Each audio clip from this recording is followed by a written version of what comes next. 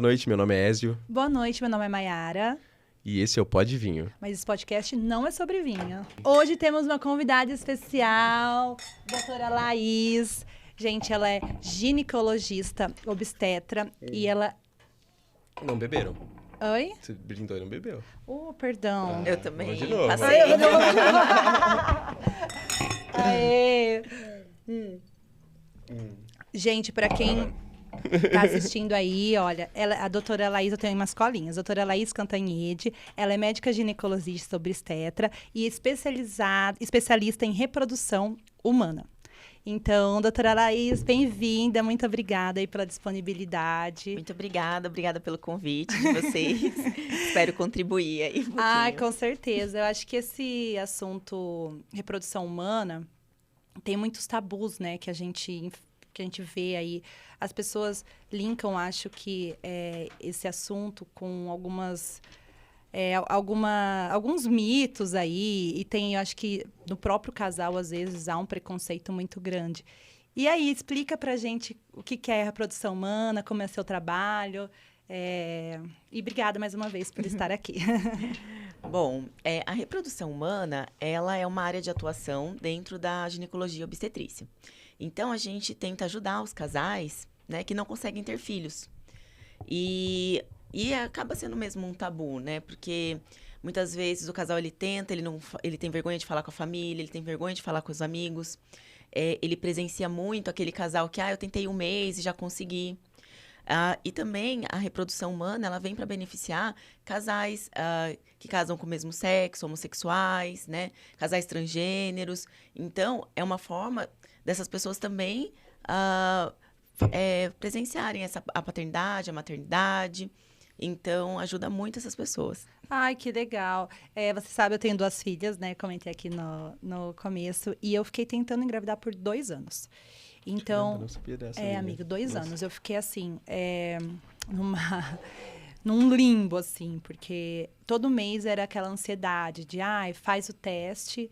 E aí você tem várias... hoje, né, a medicina tal... trouxe várias técnicas para você saber o seu dia fértil, o dia da ovulação, o dia ideal para você lá. Sim. E o seu parceiro. Então, a gente ficava nessa ansiedade. Eu até falei para um amigo meu, né? Falei assim, olha, quero que estava cuidando da gente à distância, lá de Curitiba. Inclusive, tem uma clínica de fertilização também.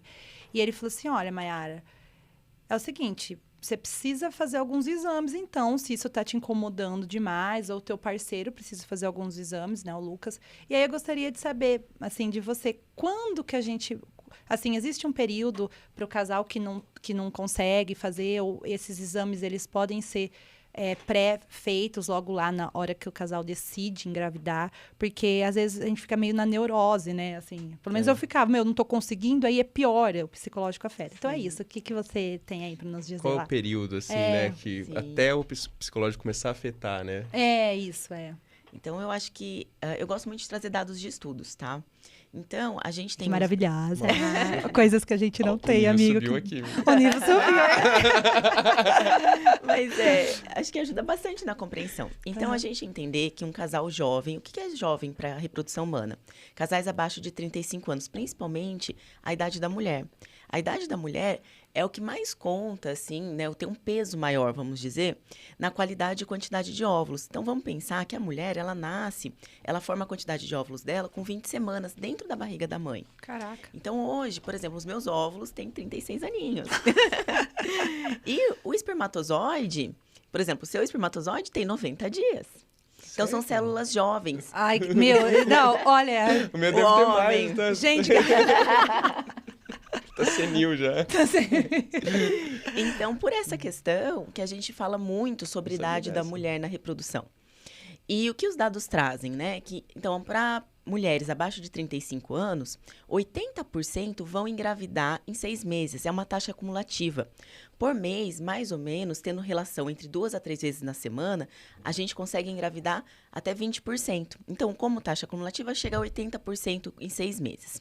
Então, no primeiro ano de tentativa de um casal, 93% vão engravidar. Se a gente pegar no terceiro ano, apenas 14%. Então, o que a gente tem, né, dentro da reprodução, até para a gente ter esses limites, né? Quanto tempo eu vou deixar o meu casal ali engravidando? Então, a tentativa a gente deixa por 1 ano para casais com menos de 35 anos, pela idade da mulher, principalmente, tá?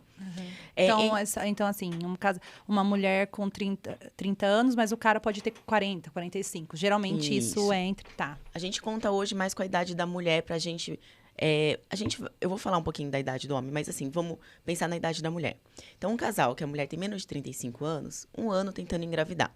Não conseguiu, o ideal é a gente começar a partir, né, tirando daquela rotina básica ginecológica, que tem que ter todo ano, pela saúde, tanto da mulher quanto do homem também é importante fazer, né, seus exames, fazer seus controles. 1 ano. 35 a 40 anos, 6 meses. Ah, reduz o tempo. Reduz.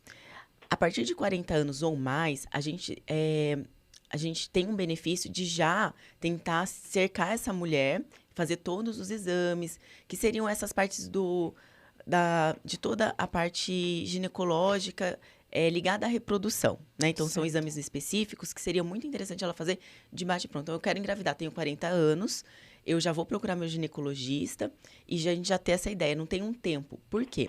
Uma mulher com 40 anos, a chance dela engravidar é de 1 a 5%. É muito baixo. Nossa. Com óvulos próprios de forma natural, tá? Certo. Dessa forma. E de 30 a 35 é quanto? Até 35 anos. Então, até 35 anos para baixo, 1 ano. Entre 35 e 40 anos, 6 meses. Acima de 40 anos, já procurar um especialista. Ai, olha só. De cara, né? De Nem cara. começar a tentar. Porque eu acho que o tempo é... Ah, entrega, chegou o nosso pão de queijo, desculpa. É 9979 o código. Obrigada. Pedi um pão de queijo, hein?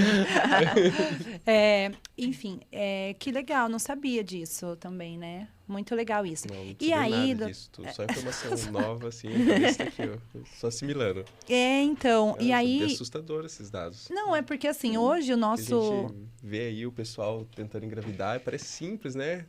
Então, a gente teve uma mudança da sociedade importante, né? E aí tem a questão... Ai, você não pode abrir lá fora? Obrigada. Ai, olha, além...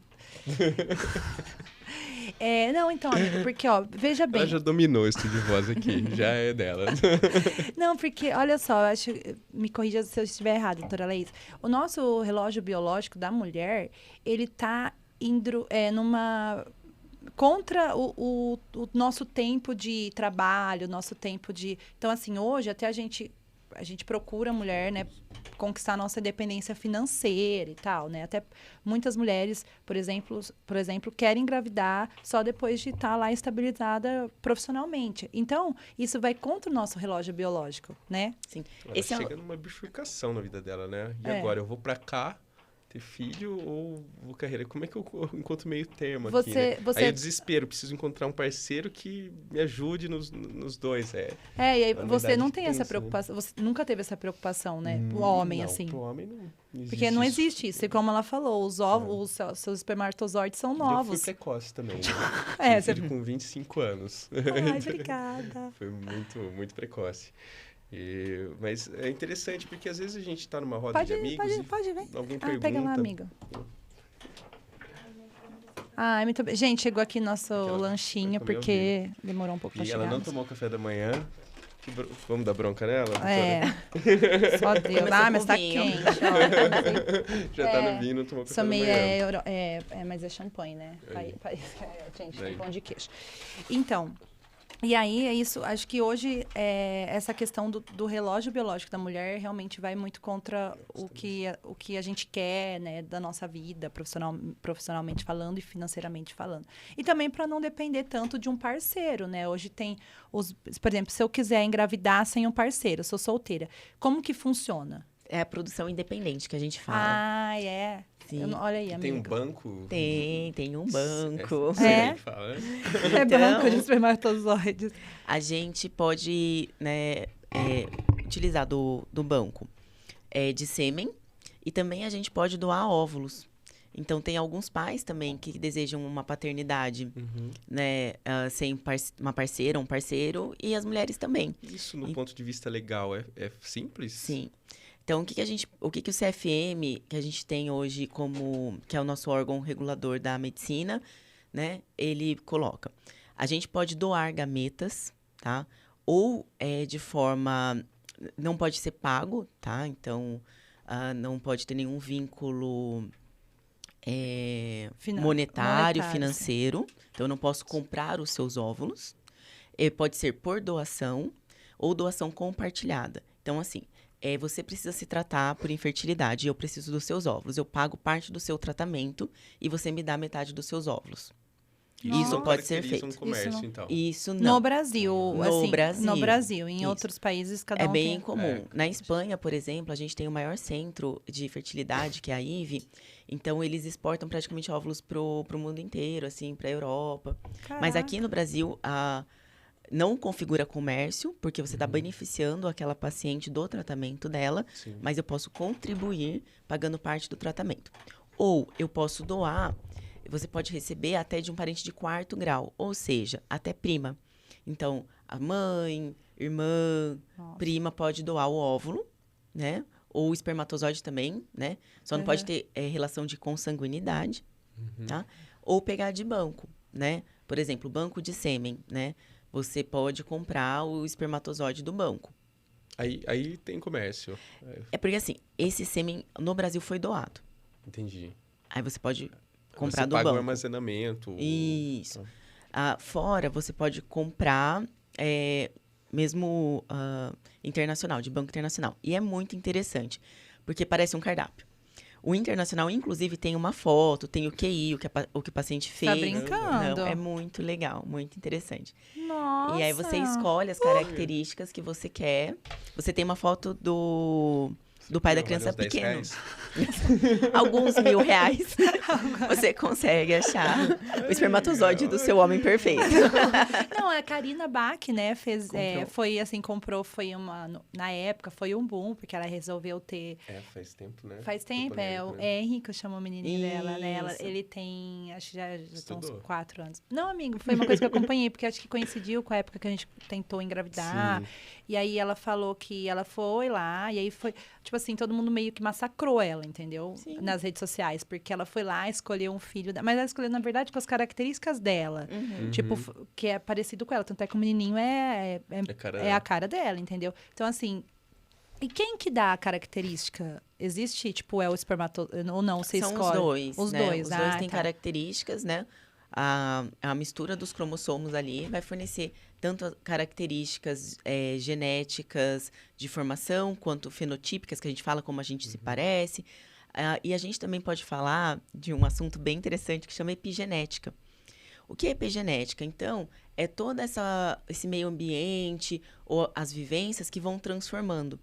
Então, quando alguns casais, por exemplo, que uma mulher que teve câncer e às vezes não congelou óvulos antes, ou que teve menopausa precoce, alguma doença que teve que tirar os ovários, e ela não teve uma condição, ou não teve como guardar os óvulos dela, ela pode se beneficiar com doação de óvulos ou doação de embrião. Então, tem um embriãozinho pronto, e ela recebe esse embrião. Então, é uma forma dela ser mãe e gestar. Ser mãe, você pode ser mãe de várias formas. Mas algumas pessoas desejam gestar. E ela pode gestar com o embrião doado. E a epigenética, ela explica como que, a partir da gestação, né, mais que o embrião seja de outra pessoa, de outro casal, ele pega características da pessoa, jeitos, parte psicológica. Então, é uma explicação sobre epigenética, que a epigenética procura dar. Né? Então, como o meio ambiente transforma mesmo alterações gênicas. É bem interessante. Nossa, amigo, gente. Que maravilha. Olha, que aula, né? Que aula. Não, maravilhoso. Não, e ela fala super bem também, né? A gente entende. Essa questão do gestar, assim, acho que pro homem nunca vai ser... O homem nunca vai entender, né? Porque eu sempre quis ter um filho também. Eu acho que com 18 anos, quando eu conheci a mãe do Ezinho, no primeiro encontro, eu falei, eu quero ter um filho e vai chamar Ézio. Nossa! Eu nem tinha beijado ela. Então, quando ela estava grávida, ela já sabia que... Não, perguntaram qual é o nome. Ela, Ézio, né? Ézio, né? se for menino, é Ézio. E, enfim, não foi... Daí foi algo, assim, muito, muito simples pra gente. E, assim, o homem, quando ele quer ter filho, ele não... Eu penso assim, hoje, depois que eu tive meu filho, posso ter um filho adotivo, tranquilamente. Porque, para mim, é a mesma mesmo... E para mulher, tem essa diferença? Você se imagina sendo mãe de uma criança que não nasceu da sua gestação? Não, é uma dos sonhos que eu e o Lucas... assim, o Lucas é adotivo, né? Filho adotivo. Então, e antes de conhecê-lo, eu já queria. Mas eu tinha o sonho de gestar. Então, gostaria... ainda vou adotar. É um sonho que eu tenho. Mas um sonho meu também. Eu sonhava em gestar. Era um sonho. Eu queria ver a minha barriga crescendo, queria sentir... a única coisa que eu não gostaria, nunca quis, era ter o parto natural, que era uma coisa que hoje, né, a internet e as redes sociais falam muito sobre como você vai ter o teu bebê, se é normal. Então, eu nunca tive vontade de ter o parto normal. Mas a minha vontade de engravidar, amamentar, sempre foi muito grande. Tanto é que a gente teve essa bad aí nesses 2 anos por conta disso. Aí eu falei, será que eu tinha que ter congelado meus óvulos? Eu tinha 30 anos, tá, Laís? Hoje você tem? Hoje tenho... Não, acho que eu tinha 29. Hoje eu fiz 32, tenho 32. Ah, tá. 29, tá em tempo eu tinha, ainda. 29. Então, e aí essa questão de congelar óvulos, assim... Qual é a melhor idade? É muito caro? Acho que isso é eu não tenho noção de valores também, né? E quando a gente deve congelar óvulos, assim, né? Então, eu sempre falo, a gente não tem na literatura uma idade, né, adequada. Teoricamente, quanto antes, melhor. Só que é muito interessante quando você já tem essa vontade de gestar, mas também tem essa questão da carreira, esse paradigma novo na sociedade, que eu acho que as mulheres aí que estão nessa faixa de 30, 40 anos passaram sem conhecer muito bem a reprodução humana, que é uma coisa que a gente fala muito hoje. E eu vejo que essa garotada mais nova já vem, mas eu quero congelar, já vou me programar, porque de repente estou estudando, estou lá fazendo mestrado, estou fazendo um curso, quero viajar o mundo. Ele já tem essa cabeça, né? Porque já se falam mais disso. Mas eu recebo muitas mulheres aí, 35 mais, principalmente, mas ninguém nunca me falou. Então, assim, não tem uma idade exata. Mas o que a gente pode fazer? A gente pode fazer um planejamento do futuro reprodutivo. Você passar por uma avaliação com um especialista em reprodução humana, avaliar sua reserva ovariana, avaliar o seu histórico familiar e tudo. E, assim, se planejar. Às vezes, com 30 anos, você não precisa realmente congelar. Mas, poxa, eu tenho um histórico que minha mãe entrou na menopausa cedo, um histórico de endometriose na família, outros primos, parentes não conseguiram engravidar. Poxa, então, peraí, vamos tentar congelar mais cedo. Não, né, minha família teve filho mais tarde, faz todo entendimento do futuro reprodutivo daquela pessoa, e aí a gente indica o congelamento. Realmente, hoje ainda é um tratamento muito caro, né, não tão acessível para a população geral, infelizmente. Temos alguns serviços públicos que oferecem não seria essa questão de congelamento, né, de óvulos, a não ser para pacientes com câncer, como no Hospital da Mulher, o antigo Pérola Baito. A gente consegue fazer isso tudo pelo SUS. Ai, que legal. Que é muito interessante. Mas você consegue em alguns lugares que fica com esse preço um pouco reduzido. Mas a grande maioria das clínicas, o valor, né, em média, é perto de 25 a 30 mil reais para você fazer o tratamento completo. Tanto congelamento quanto fertilização in vitro. Entendi. Não foge muito desse preço. Também não é tão absurdo a gente ver teto. Não, é porque tem... O tratamento estético hoje está Exato, a estética. Sim, porque... De repente, uma lipoescultura tá 50 pau. Se você for pensar, né, seu sonho... Pelo sonho, né? Faz os dois, né?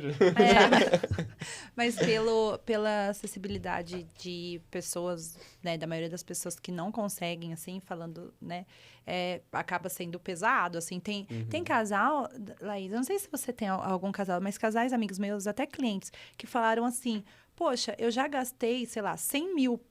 E aí a gente, para tentar ter filho, não conseguiu. E aí a gente, eu tenho uma dúvida, assim, amiga. Você sabe, por exemplo, a diferença entre, uma pergunta que eu não sei, tá? Entre fertilização in vitro e, como chama? Inseminação? Inseminação artificial. Não sei nada. Quando você mandou o negócio FIV pra mim, eu perguntei se era fecundação in vitro. Não, é porque a gente não sabe qual é. Eu não sei qual é essa diferença. Todo mundo fala, não sei o que ela fez, enfim. Eu acho bem interessante essa pergunta, porque realmente as pessoas, elas confundem bastante. Então, o que é, na verdade? A gente tem o compartimento, né, do sistema reprodutor feminino. Então, a gente tem lá o ovário, a gente tem as tubas, não sei se vocês vão lembrar da época de escola. Tubuterinas. As tubas uterinas. Eu lembrei do desenho aqui. Isso, as trompas uterinas. Nossa, Isso. Olha lá, amigo. Antigas trompas de falópio. Antigas, amigo. Minha apostilha antiga. Mas, então, a gente tem esses compartimentos. E muitas vezes é ali que se dá o problema que a pessoa não consegue engravidar. E, por exemplo, quando a gente vai falar de inseminação intrauterina ou inseminação artificial. Você vai pegar o espermatozoide, vai preparar os melhores e vai colocar pela vagina para que eles sozinhos vão lá e encontrem o óvulo. Então, boa parte desse sistema reprodutor feminino, principalmente as trompas e o útero em si, eles têm que estar muito bons para promover. Porque, às vezes, é algum problema de muco, algum problema de motilidade dos espermatozoides, alguma coisa assim que está dando problema. Então, a gente vai falar de uma baixa complexidade. É um problema, é uma subfertilidade, onde aquele casal tem dificuldade. E se eu melhorar um pouquinho algumas condições, saber quando que ela vai ovular, preparar aquele espermatozoide, deixar ele ótimo. Dá um empurrãozinho para ele. Dá um empurrãozinho, ele engravida. Então, depende muito mais do organismo em si. Então, a gente vai falar de uma baixa complexidade. Que é a mesma coisa quando a gente toma... tem muita gente que fala, eu tomei aquele remédio para tentar ovular. Então, tudo isso é baixa complexidade. Você dá um empurrãozinho para o corpo. Quando a paciente, principalmente quem tem problema nas trompas, né? A gente vai para fertilização in vitro. Então, que a gente já fala in vitro, né? Então, é fora do corpo. Então, a gente vai pegar o espermatozoide, né? Pode ser por ejaculado ou pode ser por técnicas que a gente às vezes vai ter que ir no testículo buscar esse espermatozoide. Que é bem interessante. Sim. Mas como que é isso? Como que é isso? Você enfia uma agulha lá no testículo? Pode enfiar uma agulha. Eu acho que o quanto a gente sofre, mulher, eu acho que deveria... Não, acho que isso aí deveria ser de praxe, na verdade. Porque a gente sofre muito. Pra sofrer, velho. Amiga, eu acho que é. Acho que os homens deveriam ir lá enfiar uma agulhada nos testículos. E acho que assim, é muito fácil vocês fazerem filho. Não sei se é fake news, não sei, mas homem é tudo folgado. Você não viu aquele cara, acho que era um país nórdico aí, que disse que tava numa cidadezinha pequena, doou, fez mais de 400 doações de sêmen, e aí a população da cidade começou a virar tudo parente e ele foi proibido. Não teve pode. Problema, não sei se foi preso, não sei. Então, homem meu insano, doar, apocalíptico. A cidade é tudo minha família, cara. Não, isso é gravíssimo, assim, porque como esse tratamento é caro... Imagina as consequências disso no futuro, Alguns casais, e principalmente casais homoafetivos femininos, muitas vezes não têm condição, né? E acabam indo para... Tem alguns bancos de sêmen pela internet. Meio clandestino ou não? Clandestino. Sabe que a pessoa não faz... Porque você precisa fazer os testes, né? De doenças sexualmente transmissíveis, HIV, sífilis, que a gente está numa pandemia de sífilis. E simplesmente ele vai lá, ele vende o sêmen, a pessoa vai na casa, ele tem relação com a mulher e vende o sêmen num potinho. Então, assim, para colocar na seringa e jogar lá. Porque isso seria a inseminação, é uma inseminação caseira. Porque esse tratamento, ele realmente, a gente fala, né, com o público, mas tem muita gente que quer ter filho, que não tem condições e fica quase inacessível. E aí acaba usando dessas pessoas de má fé, porque com risco de pegar doenças. Irresponsáveis. Comprando esse tipo de material para usar. Caraca, eu não sabia que tinha mercado negro de... de gametas. De gametas. Tem de tudo, não tem até de órgãos, né? Amigo, mas é muito bizarro se for pensar. E levando essa questão de genética, doutora Laís, a gente consegue mapear na fertilização in vitro e também na inseminação artificial o que a gente consegue separar geneticamente se aquele óvulo é saudável, se não vai vir com alguma doença hereditária. Como que funciona essa questão genética, né? Eu tenho um amigo, por exemplo, que ele tem uma doença genética e é hereditária. Porque tem as genéticas que não são hereditárias, que você não passa, né? É isso, né? Gente, pra mim, genética é hereditária. Não, mas tem algumas doenças genéticas que você tem, mas não são hereditárias. Então, ela não passa. E aí... ela tá ótima. Tá, mudei minha opinião, tá? E aí, você não passa. E aí, eu gostaria de saber se, por exemplo, a gente consegue realmente mapear e tirar, por exemplo, síndrome de Down. hereditária. Se você, não é hereditária, Não, é genética. É genética. Isso. E aí você pode carregar no gene, né? É isso. O 20, como que é que funciona isso? Mais ou menos, assim. Tá. Então, aí, vamos amiga, lá. só foi elogiar que eu já me deslizei. Aí, dentro dessa questão, existe algum conflito ético nessa escolha? Tem também. Legal, amiga. É bem assim. Então, vamos voltar. A gente falou, inseminação eu dependo do corpo. Então, a fecundação vai acontecer como se fosse uma coisa normal, eu só dei um empurrãozinho. Tá. Então, eu não consigo pegar aquele embrião, tirar de novo lá do seu útero e estudar ele. Tá? Então na inseminação natural, artificial, boa, né? não dá para fazer essa separação genética. Não. Você pode fazer posterior. Então, o que a gente faz, que é o que a gente faz para a população geral que engravida? A gente faz, por exemplo, ultrassom morfológico de primeiro trimestre, para quem já engravidou, provavelmente já fez. Alguns estudos no sangue, como o NIPT, né? Que daí já tá lá. E aí eu vou ver a possibilidade de ter. Uma vez que tá, no Brasil, por exemplo, a gente não pode fazer aborto de trissomia do 21, que é a síndrome de Down. Né? Entendi. O aborto legal no Brasil é em casos de estupro, anencefalia e doenças maternas graves que podem levar à morte materna antes do parto. E olhe lá, né? E olhe lá. Tem casos de estupros que... Infelizmente, né? não foi autorizado. Sim. Mas isso é o que é previsto por lei. Então, assim, você vai saber que você tem um síndrome de Down, mas você não vai poder abortar esse síndrome de Down. Então, teoricamente... Quando você engravida por inseminação, ou por coito programado, ou de forma natural. Tá. Quando a gente faz um tratamento de fertilização in vitro, e até por isso que a gente pesquisa, principalmente as mulheres a partir de 40 anos, eu trouxe até um dado interessante que eu imaginei que você fosse perguntar isso. Então, assim, vou comparar. Como eu estava explicando que o óvulo, ele nasceu com você e ele tem a sua idade, quando ele vai ficando mais velho, pensa que ele pode ficar mais capenga para dividir. Então, essas aneuploidias, que a gente chama, que é síndrome de Down, trissomia do 21, tudo, depende dessas divisões do óvulo. Quanto mais velho eu fico, maior meu risco. Então, para síndrome de Down, eu vou até falar aqui, quando você tem 20 anos, a chance de você ter um síndrome de Down é de 1 para 1.667. Caraca. Com 45 anos... É o normal da população. É o normal da população. Mas, quando chega a 45 anos... Na Mega Sena é muito mais difícil. Isso sim. Para as aneuploidias, sim, se a gente for comparar. E 45 anos, 1 para 21. Tá brincando? Não. E aí, amiga? E falando nessa... E a probabilidade para ter gêmeos? Então, os gêmeos na população geral é mais ou menos 5%. Quando a gente faz um tratamento de fertilização... Gosto das probabilidades, acho interessante. Você gosta? Vai dando número. Gostei. Eu tô escutando o número. Ai, meu Deus. Eu gosto, Agora nós só vamos ter que estar aqui convidados. Vou aproveitar que ela tem dados de tudo. Gente, é maravilhosa. Onde você se formou, doutora Laís? Fala um pouco aí da sua carreira pra gente. Não, vamos ter que né? Poxa. Bom, eu me formei na Universidade Estadual de Londrina. Fiz ginecologia e obstetrícia lá também. Aí fiz uma pós-graduação na Santa Casa de São Paulo. Nossa, em reprodução. Maravilhosa Santa Casa. Sexualidade na Unifesp. E hoje eu... Os dois. Porque normalmente, né, tem os dois lados, né? Santa Casa e Unifesp, né? Sim. Eu fiz uma especialização, a de sexualidade humana, eu fiz na Unifesp. E a reprodução humana e fertilidade na Santa Casa. E hoje um fellow no Hospital da Mulher, no Pérola Baito. Caramba. Que massa, nossa. Olha, gente, olha que privilégio termos ela aqui. O currículo dela tá parecendo nosso vinho, amiga. Passa aí. Temos aqui, novamente, repeteco, né? Alma Negra hoje. Conhece Santa Maria Steakhouse, doutora?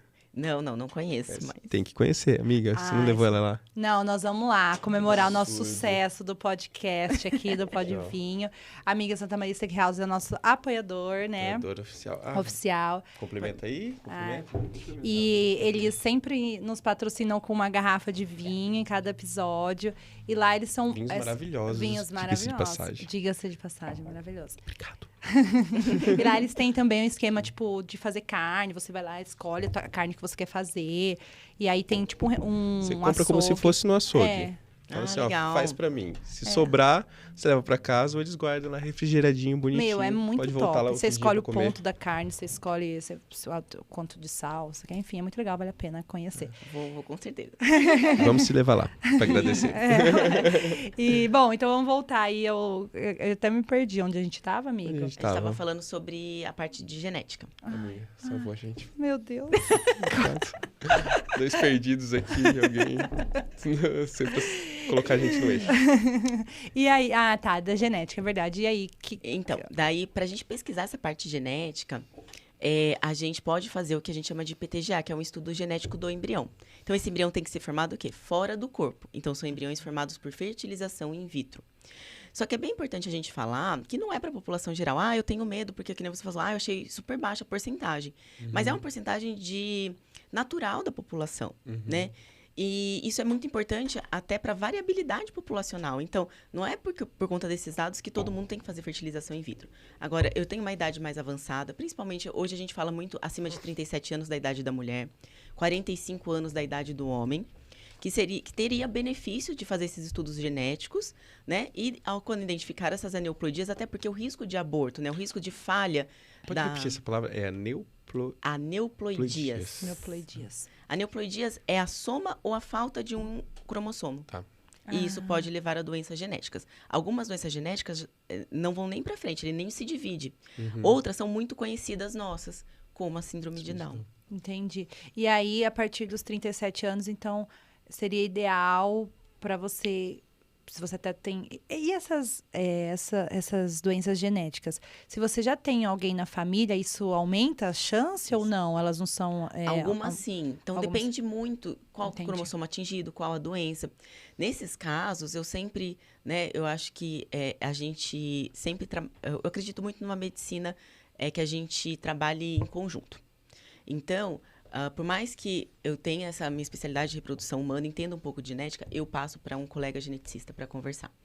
Entendi. Fazer um aconselhamento, do mesmo jeito que eu faço o aconselhamento reprodutivo, esses especialistas iriam fazer aconselhamentos genéticos, né? Entendi. Que seriam muito importantes para indicar um exame. Porque hoje a gente vê muito na internet, ou essa comercialização, porque é caro, as pessoas ganham dinheiro com isso. Eu sou mais acadêmica. Eu prefiro sempre indicar com muita consciência, porque são exames caros. Vai deixar, às vezes a pessoa, ela não tem outro embrião e às vezes esse embrião vai ser normal. A gente fala às vezes de mosaícismo. Você tem algumas células que têm alterações e outras não. E eu tô jogando fora um embrião que podia ser uma criança normal.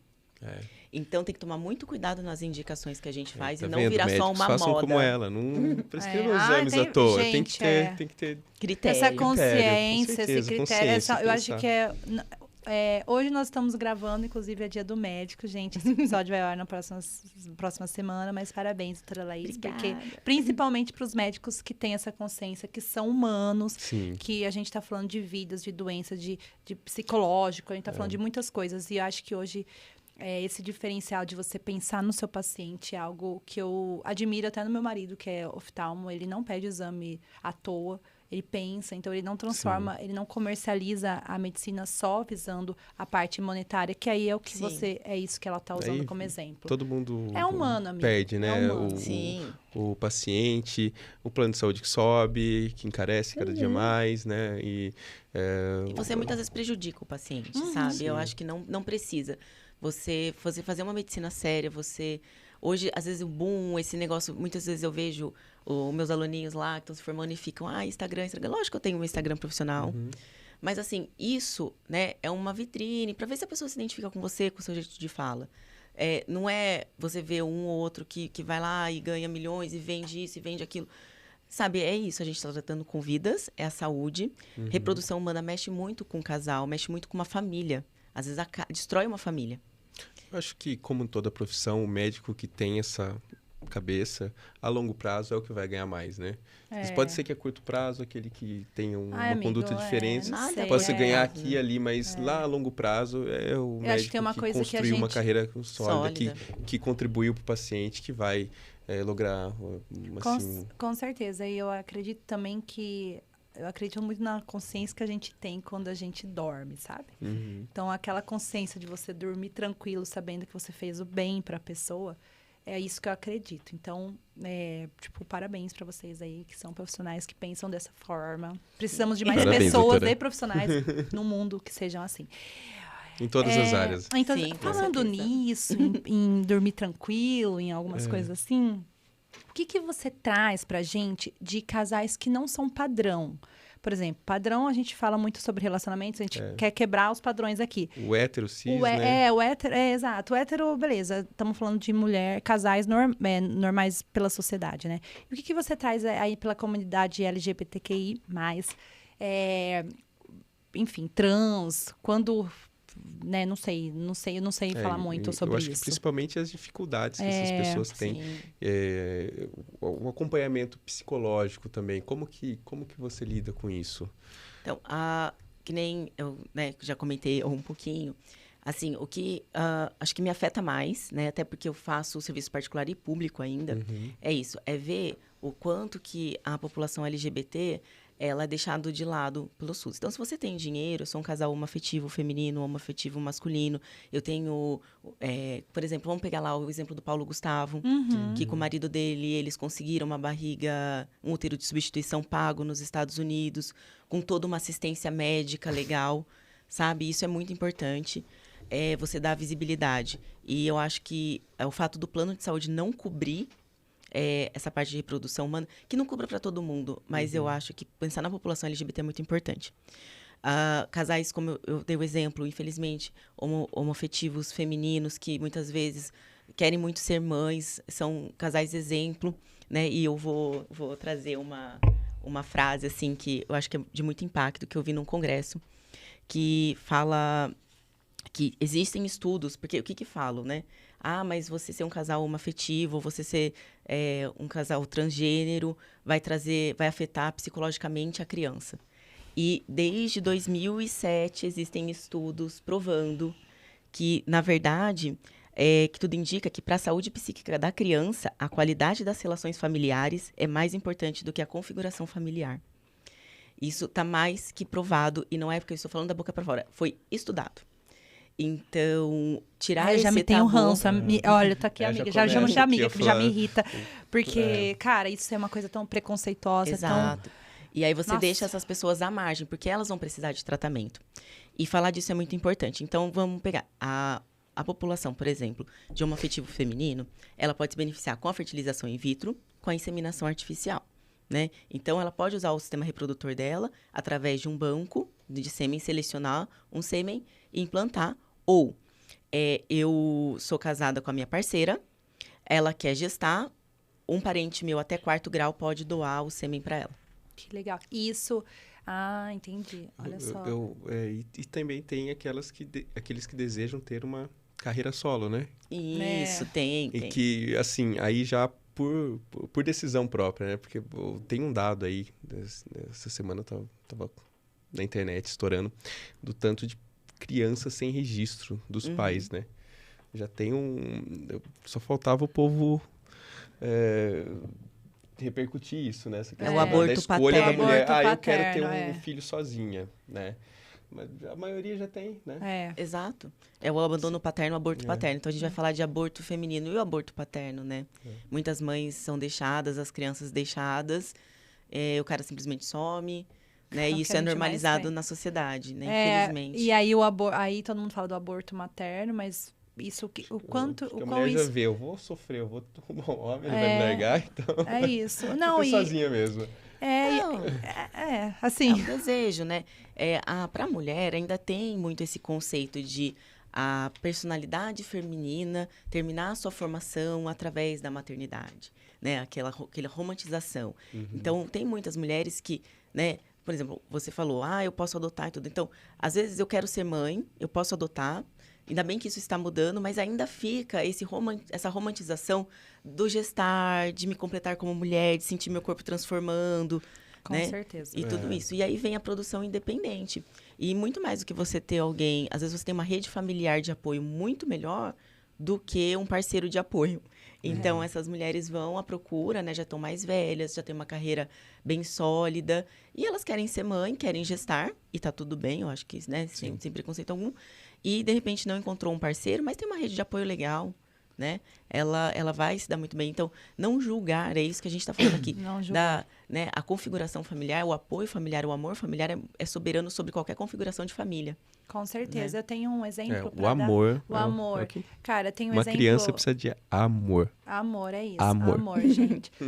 Eu tenho um casal, a gente leva a Lara na natação, a Lara e a Olivia na natação, e tem um casal que é homoafetivo masculino, e eles adotaram 2 irmãos com algum problema genético, eu não sei, mas eles têm. E aí, a gente vê que o amor, ele é o fundamental, entendeu? Porque aquelas crianças, elas estavam lá há anos. E nenhum casal padrãozinho lá, o hétero e a mulher, queriam adotar elas. E aí, o que aconteceu? Casais homoafetivos as adotaram. Então, a gente vê a importância de quebrar esses paradigmas, de acolher, de não julgar. Eu acho que é fundamental, na verdade. E aí, tem uma pergunta muito interessante que eu acho que é dos trans. Uhum. Por exemplo, eu sou trans e aí eu sou meio ogra, amiga, mas aqui eu tô aqui de rosinha, mas eu sou meio ogra, na verdade. E aí, doutora Laís, como assim? Eu sou trans e aí a pessoa quer fazer lá... quando tem um apoio do SUS, ou como que acontece essas coisas, para ela saber se daqui 5 anos... Hoje eu vou fazer minha cirurgia sexual, né? De sexo, que fala isso. E aí, quando eu mantenho o meu sistema reprodutor, há um acompanhamento, há uma atenção dada a essas pessoas que querem... por exemplo, mulheres que querem fazer a cirurgia de trans, mas também querem preservar o útero, enfim, o sistema reprodutor. Reprodutor, amiga, tá vendo? E aí, como que funciona isso nesse meio? Então, vamos lá. O transgênero, né, é aquele indivíduo que ele não se identifica com o sexo genético. Então, eu nasci com o meu XX, né? Quem é XX é mulher, né? Ou seja, mulher. Ela tem um sistema reprodutor feminino, né? Genitália feminina e tudo feminino. Mas ela não se identifica com o gênero dela e ela se identifica com outro gênero, né? Que pode ser masculino ou não ter gênero, tá? Então, para isso, a gente vai falar de resignação... eu até peguei, porque exatamente isso, a gente às vezes até fala... né? Como termos, respeito, né? a gente tem que falar certo o termo, que é de... redesignação sexual, gente. Redesignação sexual. Então, você vai fazer uma resignação sexual. É o vinho. Então, a gente... E o que é isso? A redesignação é quando você vai transpor, né? Então, você sai do sexo feminino, por exemplo, da genitália feminina, e aí eu vou, através de terapias hormonais e mesmo cirurgia, me identificar com o padrão masculino, o fenótipo masculino, né? E aí, vai ser um homem trans. Entendi. Certo? Como que a gente pode fazer isso? Aqui no Brasil, pela lei, quando você tem 18 anos, você pode fazer essa alteração, começar com a parte hormonal. E só a partir dos 21 anos é que você pode ir para cirurgia. Independente de ser particular ou... Isso, ou SUS. Isso. O SUS oferece isso? Oferece. Tá. Em apenas 1 ou 2 centros no Brasil hoje em dia. Ainda tem essa ainda. Tipo, oferece, mas a espera deve ser gigantesca. Não, sim. Tipo... Tem que ter pelo menos 2 anos de acompanhamento psicológico, psiquiátrico e assinar um termo de consentimento. Então, teoricamente, essa pessoa só pode começar com essas mudanças a partir de 18 anos. E hoje a gente sabe que muitas vezes ela começa a se identificar com outro sexo quando criança e principalmente na parte da adolescência. E isso traz uma repercussão muito ruim na parte psiquiátrica para essa pessoa, porque ela não se identifica com o sexo dela, mas ela, por exemplo, eu sou um homem trans, mas eu vejo meu seio crescendo, né? Eu tenho menstruação, então isso tudo mexe muito com essa pessoa. E dentro de toda essa transformação, dessa dificuldade da adolescência, passar por isso, né?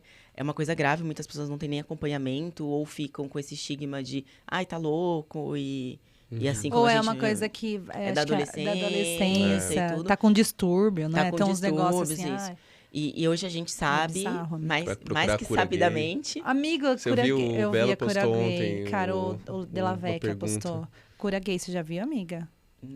Não é. Depois eu te mando no Instagram. Foi ridículo, assim. As pessoas... Existem métodos que até tem que denunciar mesmo. São métodos extremamente agressivos da religião sobre a comunidade LGBTQI+. Que aí não são só gays, na verdade, né? Porque eles colocam cura gay, mas tem fora da comunidade religiosa também. Tem um negócio. Depois você vai ver, é assim. Tem gente oferecendo esse serviço. É uma coisa assim bizarra. É tipo. Então, em vez de oferecer um serviço acolhedor, que ontem de entendimento para esses adolescentes, e aí vão.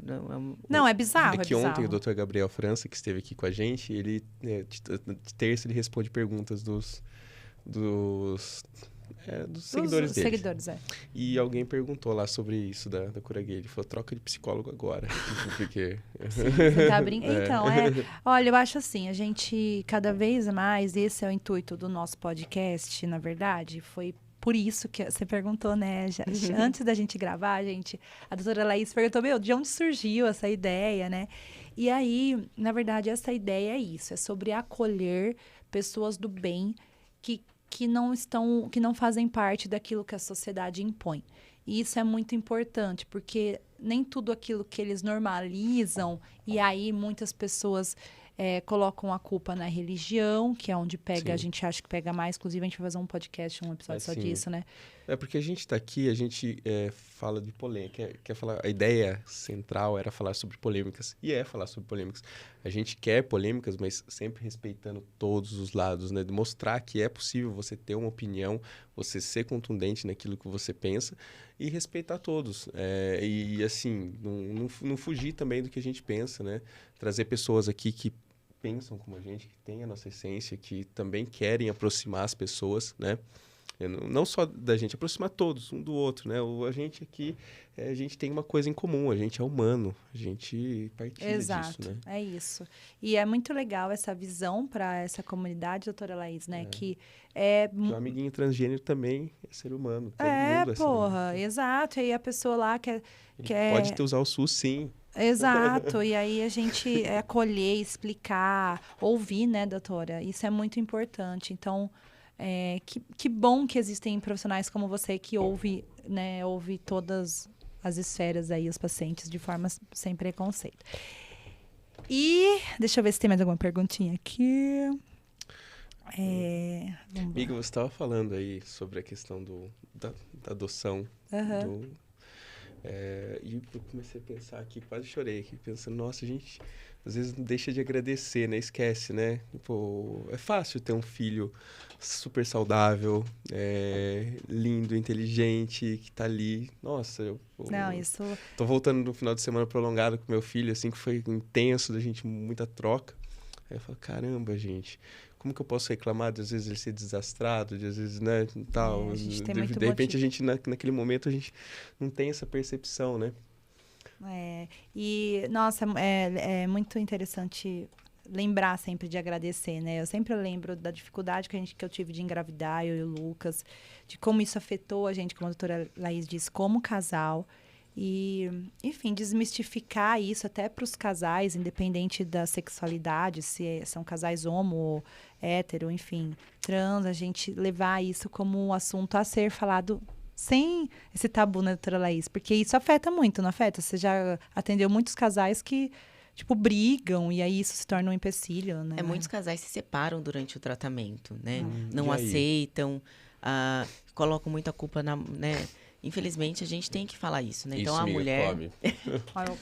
mulher acaba sendo o foco, né? Então, se a gente for falar sobre infertilidade, a gente tem mais ou menos que 45% a 50% das causas de infertilidade são femininas, mas quase 35% são masculinas. E mais ou menos 20% a gente não consegue achar uma causa definida. Então, é um valor alto. E muitas vezes fica assim, vai você no ginecologista, a culpa é sua. E esse homem... Esse parceiro, ele nunca fez nenhum espermograma, né? Que é um exame simples, né?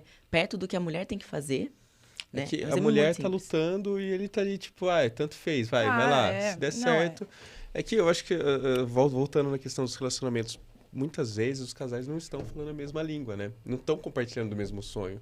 O sonho tá mais para ela e ele tá ali, tá bom, né? Vai lá, faz os exames, vou acompanhando. Acho que também não tem esse peso sobre o biológico do homem, né? Então, o homem, se ele quiser ter corrida filho contra o tempo aí... É só pra mulher, entendeu? Não, mas vírgula. Olha lá, ai, adoro esse plot twist. Vírgula. Isso. Então, assim, como eu disse, 35% são causas masculinas. Muitos homens querem ter o filho e ficam cobrando da mulher. Então vamos começar nos homens. Vamos começar nos homens. Amigão, vem cá. Vamos primeiro você, depois a gente...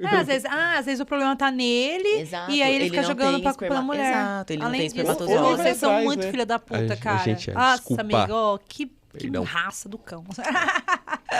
Então, querem o filho, ficam jogando na parceira. Não tem defesa, sério. Não vão fazer um simples exame, né? Porque eles se sentem acuados, sendo que a mulher tem que fazer Papa Nicolau, tem que se expor a genitália pro médico. E a gente trata isso como normal. E tem negação quando chega ali, é você. Problema, tem por parte do homem, quando chega lá com o exame. É você, viu? Não é ela. Sim, essa acusação. Essa acusação. Ele, assim, o homem não aceita muito bem, né? Tem. A maioria dos homens não aceita fere, né? bem. Tipo, você é frouxo, tem umas coisas assim. Isso. Que ele vai ser... Ele não vai chegar lá pro amigo dele e falar assim, olha, nós não estamos engravidando porque o problema sou eu, entendeu? Não é? Tipo, ele vai ter vergonha de falar isso. Exato. E aí, muitas vezes, culpam a mulher que nem é culpada, não acontece isso? Exato, acontece muito. Mano, olha... Pleno 2023, ano da tecnologia. Olha, eu vou comer muito. Porque é só Jesus. Falando nisso, gente, vamos pro nosso quadro. Bora. Mito ou verdade, doutora Laís? Vamos. Eu até comer. Quer, amigo? Fala um pouco mais desse quadro que foi estreado a semana passada e que você tá achando? Esse quadro foi idealizado por essa gênia aqui, que me colocou numa saia justa agora para ela comer, né? Agora eu vou ter que me virar. Enfim, mas foi uma super ideia, amiga. Eu amei e deu super certo. Acho que a gente precisa de algo assim para... De repente, a gente está começando, a gente não tem experiência, assim, larga na comunicação. E, de repente, a gente, quando vai assistir nossos vídeos, vê que faltou algum conteúdozinho ali. Daí eu falei, vamos roteirizar, criar uma pautazinha. Ela veio com um quadro, Mito ou Verdade. Então, agora está começando o... Mito ou Verdade. Mito ou Verdade. Vamos lá, com gente. você. Quadro, doutora Laís, Verdade ou Mito? FIV pode diminuir os riscos do nascimento de bebês com doenças genéticas? Verdade. Aê, gente, você já explicou um pouquinho, né? Que a gente consegue separar aí. Como que é? Via estudos genéticos de PTGA, a gente consegue ver algumas doenças. Algumas, tá. Inseminação artificial, não. Aí, até aprendi, gente. Eu já aprendi. E FIV é fertilização in vitro. Isso. Fora do corpo. Fora do corpo. Fora do corpo. Vamos lá. FIV é certeza de gravidez? Não.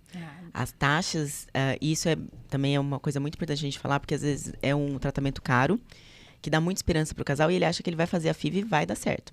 Então, a gente vai falar aí em taxa de sucesso para paciente jovem para reprodução menos de 35 anos, de 40%. Então, tem esse dado relevante. Legal. Então, FIV não é certeza de gravidez. Não. Tá. Vamos lá. FIV aumenta a chance de gêmeos? Aumenta. Sim, é verdade. Enquanto? Assim. Mais ou menos 20% para blastocisto, que a gente fala que é o embriãozinho de D5.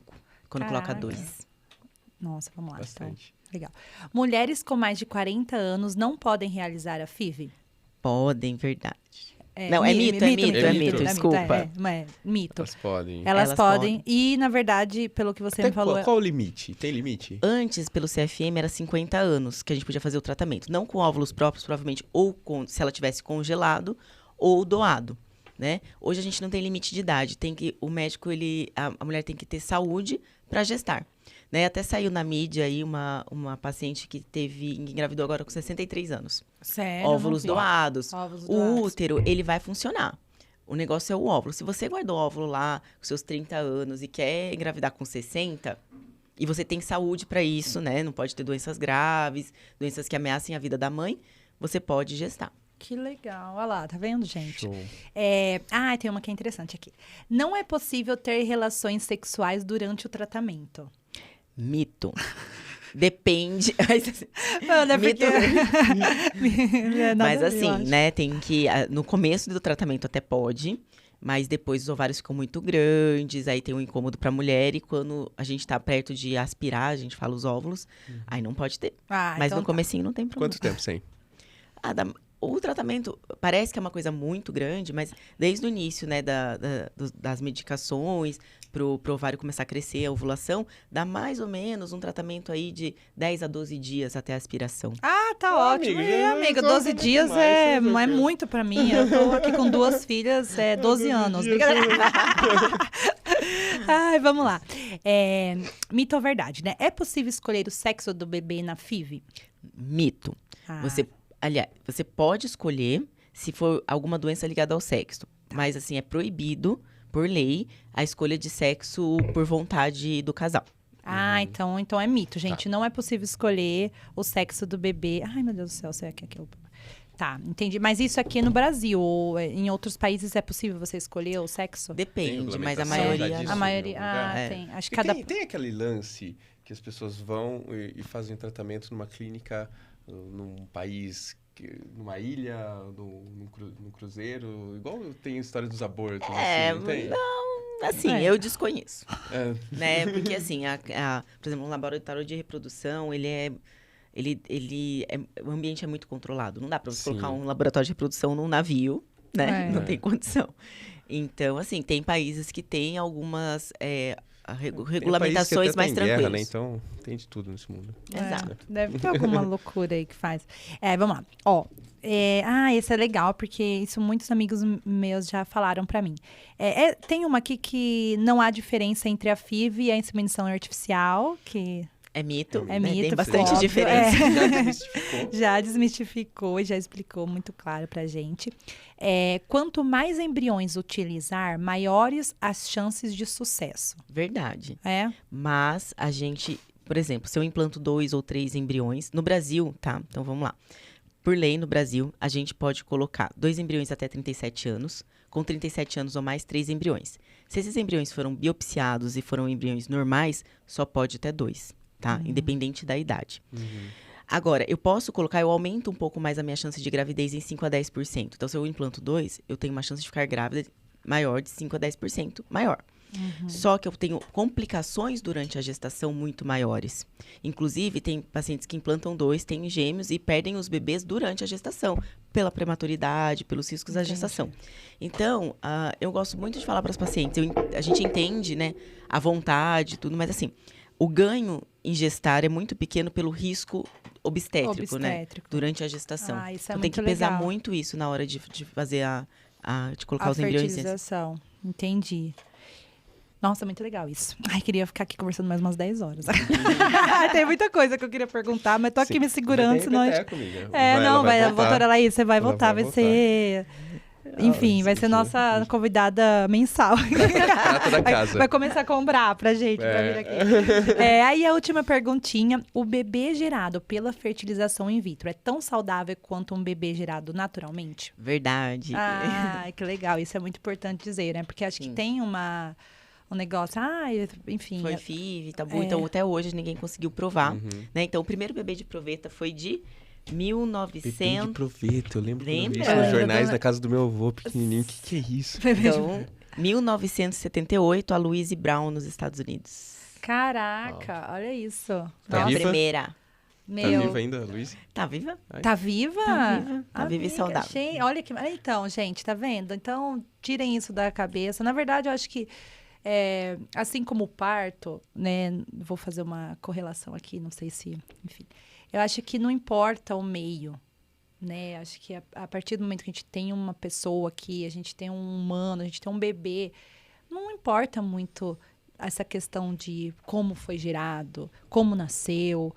Enfim, o que importa são pais cuidadosos, são pais que querem ter filhos, e são pais que estão dando lá a vida, muitas vezes, estão dedicando a coisa mais preciosa, que é o teu tempo àquela criança. Então, eu acho que, assim, ia pedir para você deixar uma mensagem aí a pais que não, casais, né, independente do sexo, que não conseguem engravidar, de procurar, a importância de procurar um acompanhamento. O que você tem a dizer aí, doutora Laís? Essa pergunta foi totalmente aqui aleatória. Bom, eu acho, né, que nós, como profissionais de saúde, de modo geral, a gente tem que promover saúde. Entender que infertilidade, você não conseguir ter o seu filho, se é uma vontade do casal, traz impactos psicológicos, impactos na família, e doença traz impacto. Então, é uma doença. Então, vamos tratar como doença. Hoje temos vários recursos, temos profissionais muito sérios no mercado que vão fazer o diagnóstico adequado. Às vezes, não é um tabu, às vezes é uma coisa simples de resolver, às vezes vai ter que partir para a fertilização in vitro. E isso não tem problema algum, é um tratamento de uma doença. Então, não se identificar como um coitado ou uma coitada, ou achar que é menos... Porque fica esse estigma, né? Eu sou menos capaz, tem um problema de autoestima, como eu não consigo gerar um filho. Então, assim, a sociedade mudou, estamos ficando mais velhas, expostos a outras coisas, expostos à química, expostos a doenças. Isso tudo repercute nessa parte reprodutiva. Então, vá ao médico, um especialista em reprodução, entenda o seu caso e veja que tem possibilidade de tratamento, né? Ao invés de se comparar a outros casais, porque eu engravidei em um mês, porque eu não tive dificuldade. Tá tudo bem, ele não teve dificuldade nisso, mas ele pode ter dificuldade em outras coisas. Com certeza. Então, normalizar, né? Ai, que legal, amiga. Maravilhosa. Doutora Laís, você quer aproveitar para deixar algum contato da clínica pessoal, e-mail? Do Instagram. TikTok. Também, Mas eu tenho o Instagram, né? @doutora Laís _Laís Cantanhede, que meu nome é um pouco difícil de escrever. A gente vai deixar lá no final do vídeo. Na descrição do vídeo, tá, gente? E eu atendo numa clínica que é uma startup para mulheres, que é um grupo de parto, a TEA. Atendo também no consultório em Moema. Então, podem me adicionar, me procurar. Ai, que serão maravilhosa. Nossa, muito obrigada, doutora Laís. Você é maravilhosa em todo sentido, gente. Ela parece até a Pitty. Eu vou falar isso porque... Vai sair daqui dando autógrafo. Vai sair daqui dando autógrafo. Olha, quem sabe? Olha quem tava no podinho, a Pitty. Não. Mais importante, a doutora Laís. Bom, para finalizar, vou aproveitar o gancho aqui que você falou dos meios e fins. Eu lembrei de uma frase de Maquiavel, do príncipe de Maquiavel, né? Coisa de quem fez direito, né? Já tem que citar Maquiavel. Tem uma frase lá que é famosa, né? Que os fins justificam os meios. Então, desde que os fins sejam amor, procure em qualquer meio, não importa o meio. É isso. Ai, muito obrigada mais uma vez. Você é maravilhosa, gente. Obrigada. Elevou o nosso também, né? A nossa entrevista aqui. Outro patamar. É sempre bom ter convidados aqui com a gente, porque eles elevam mesmo. A gente é palpiteiro. Nós somos palpiteiro e falamos. Curioso, né? mas então, vocês, como profissionais. Estamos aqui para aprender, errar, aprender. É isso, elevam total o nosso podcast. E obrigada. Você vai voltar, viu, queridona? Pode deixar. Ela tem uma outra especialidade aí, falou sobre sexualidade. Sexualidade. Ai, gente, calma. Ai, obrigada. Beijo, gente. Beijo. Obrigada. Tchau, beijão. Tchau.